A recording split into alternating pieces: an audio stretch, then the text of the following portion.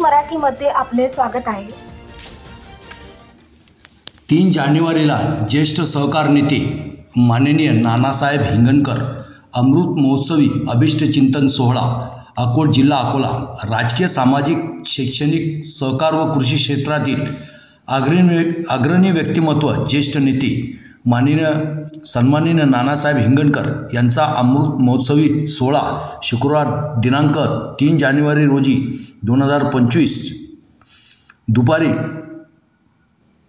सत्तम palace Akola road Akot येथे संपन्न होणार आहे। त्याबद्दल सर्वच स्तरातील नानासाहेबांच्या चाहत्यांनी अमृत महोत्सवी अभिष्ट चिंतन सोहळा आयोजित करण्यात आलेला आहे। संयोजन समितीचे ज्येष्ठ नेते अध्यक्ष खरेदी विक्री हिदायत पटेल यांनी कार्यक्रमाचे नियोजन करण्याचे ठरवले। आदरणीय नानासाहेब यांचा 75 वर्षाचा जीवनपट गौरवशाली आहे। सर्वच क्षेत्रात नानासाहेबांनी आपल्या कर्तृत्वाचा परिचय घडविला आहे।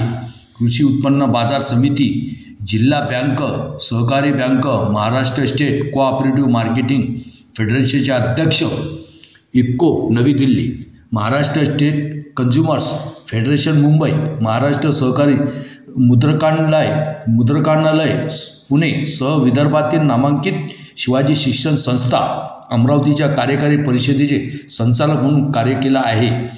त्यांचा संपूर्ण महाराष्ट्रात जिल्ह्यात खूप मोठा चाहता वर्ग आहे। त्यांच्या या कार्याचा गौरव लोकसहभागातून करण्याचा मानस समितीचे अध्यक्ष हिदायत पटेल यांनी पत्रकार परिषदेमध्ये सांगितले व संपूर्ण माहिती विशद केली।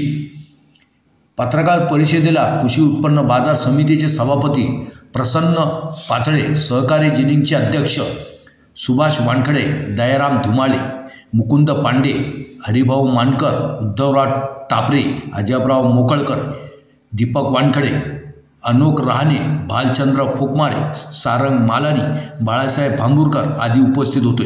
दरम्यान मुख्य संयोजक समितीचे सभा हिदायत पटेल यांच्या अध्यक्षतेखाली समितीची सभा कृषी उत्पन्न बाजार समिती येथे पार पडली।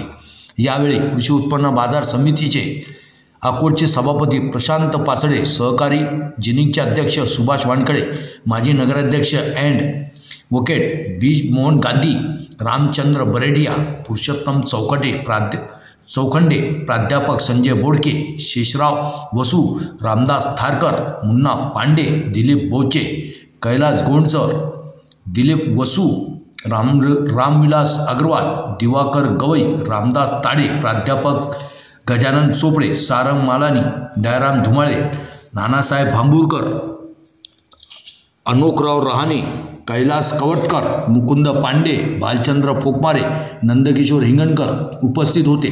सारंग मालानी यांनी सर्वांचे आभार मानले। रामदास विश्वनाथ बोंडे, संपादक एकच प्रहार न्यूज।